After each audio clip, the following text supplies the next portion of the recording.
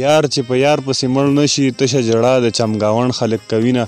بسم الله الرحمن الرحیم. ګرانو کتونکو، عبدالله خان لخوا سلامونه قبول کوي په دې تمه په دې هیله چې ټول به روغ جوړې او د ژوند نه مزې اخلئ. څنګه چې تاسو ته پته ده، عبدالله خان پاڼه ستاسو دپاره د پښتو خوږژبي شاعرانو نه نوي نوي شعرونه ریکارډ کوي.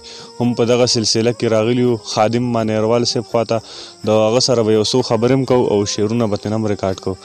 خادم صاحب، خپل پروګرام کې ورته هرکلی وم او ډېره مننه کوم چې موږ لا ټایم راکړه. مهرباني، الله دې وبخښه.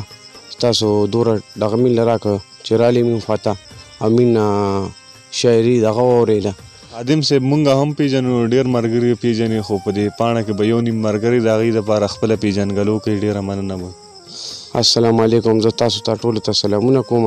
خادم نوم مې د مانیرا یم. خپل یو کلام و کتونکو سره شریک کړه. ډېره مننه به. وایي چې مې په تا باندې نظر پرېوته زړه مې د ځیګر پرېوته، د بلتانه تیاري خورېږي اشنا، د ماښام خړه شول انور پرېوته. وایي د شیرینۍ دیدن به څه وکړمه، په ما پرغات کن تکې غر پرېوته. وایي زه په دشتو په میرو لټومه، اشنا مې لړ په سمندر پرېوته. وایي خادمه تا چې په شړطونه تړل، وایي د رقیب غېږ کې دلبر پرېوته. ډېر ښه، ډېر ښه. ګرانو کتونکو، تاسو د خادم مانیروال صاحب کلام واورېد. امید د تاسو به نن ډېر خوندونه مزې اخیستي. نو په دغه یو کلام ونه پرېږدم، غواړم چې مینوالو سره یو بل کلام هم شریک کړي. ډېره مننه. وایي ما به نشي او تماشې نه کولې، ما به نشي او تماشې نه کولې، ما به نشي او تماشې نه کولې. وایي تا که په مینه کې نخرې نه کولې، او وی ما به د مور پلار ازار وی نو اغستې، ما ته به مور پلار خیرې نه کولې. وی تا که په مینه کې نخرې نه کولې، ما به هرګز تا ته کتلې نه وې، تا که په سترګو اشارې نه کولې. وی زه هرزومن به ستا د مینې نه وې، ما به اجران کې شوګیرې نه کولې.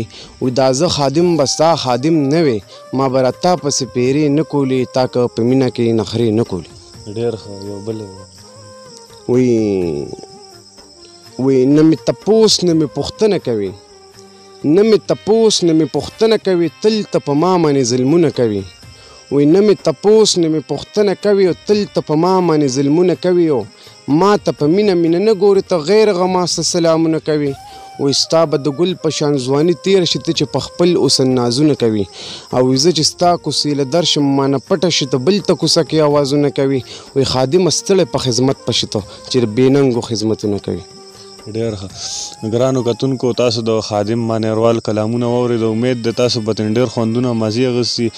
نو په ستاسو ډېره مننه کوم چې موږ لا ټایم راکړه او خپل پروګرام ختموم. در بل پروګرام پورې تاسو نه اجازت غواړم. د الله په امان.